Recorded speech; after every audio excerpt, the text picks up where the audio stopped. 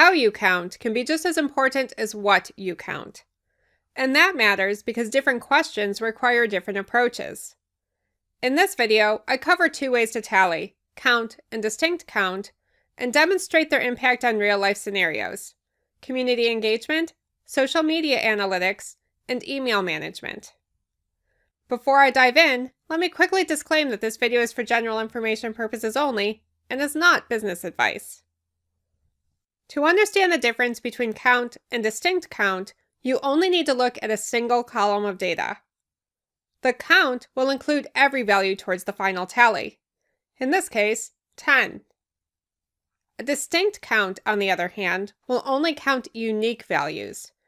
In this case, 6, because some of the items in this list are duplicated, and duplicates are not included in the final tally.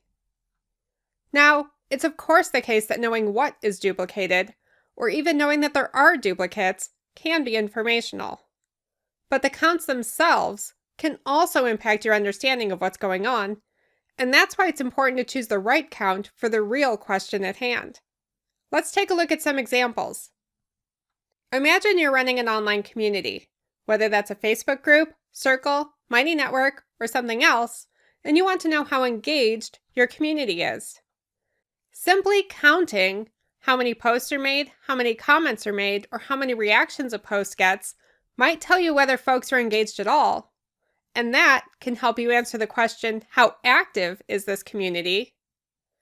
But a distinct count answers the question, how many engaged members do I have? And that can tell you whether that activity is being generated by only a handful of engaged members, where, in a worst-case scenario, you're the only one posting, or whether you've got a more even spread. Of course, for a little more nuance, you can track these counts over time. The trends can help you answer questions like, is engagement building, or is it dropping off as the community matures? Now, the counts won't tell you how to solve engagement issues, but they can help you identify whether an issue exists. Let's see how count and distinct count can play out in social media analytics. One of the things LinkedIn is sharing right now as I'm creating this video is stats on impressions and members reached.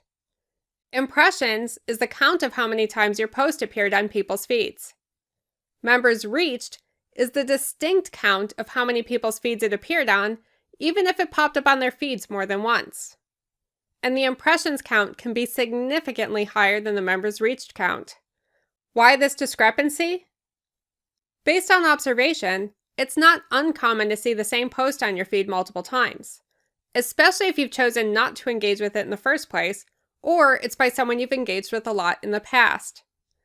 Even if you opt out of engaging with that post, LinkedIn will still count you as an impression every time they showed you the post, even though you're still just one member reached.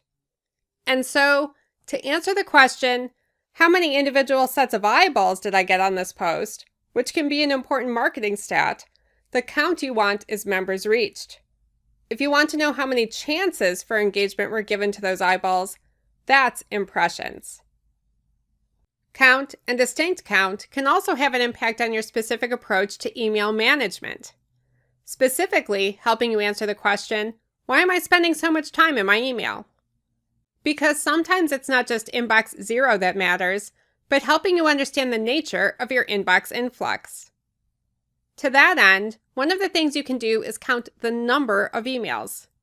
The count of all emails you've received can tell you how big of an influx you're facing. Breaking it down further into a distinct count of how many senders you're dealing with might tell you that most of your day is spent dealing with just one client or one department. Of course, not all email programs are set up to easily provide these numbers. If you sort emails into folders right away, you might be able to rely on things like unread email counts in those folders to do some of the work for you.